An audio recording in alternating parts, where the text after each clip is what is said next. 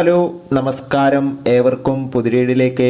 അജയൻ്റെ രണ്ടാം മോഷണം എന്ന ചിത്രത്തിൻ്റെ 11-ാം ദിവസത്തെ കേരള ബോക്സ് ഓഫീസ് കളക്ഷൻ റിപ്പോർട്ടാണ് ഇന്നൊരു വീഡിയോ ഭാഗത്ത്. വീഡിയോയിലേക്ക് മുൻപ് വീഡിയോ ലൈക്ക് ചെയ്യുക, ചാനൽ സബ്സ്ക്രൈബ് ചെയ്യുക. ഈ വരുന്ന സെപ്റ്റംബർ മാസം ധാരാളം ചിത്രങ്ങൾ OTT റിലീസ് ചെയ്യുന്നു. ചാനൽ ഭാഗം പരിശോധിച്ചാൽ നിങ്ങൾക്ക് കാണാൻ വേണ്ടി സാധിക്കുന്നതായിരിക്കും.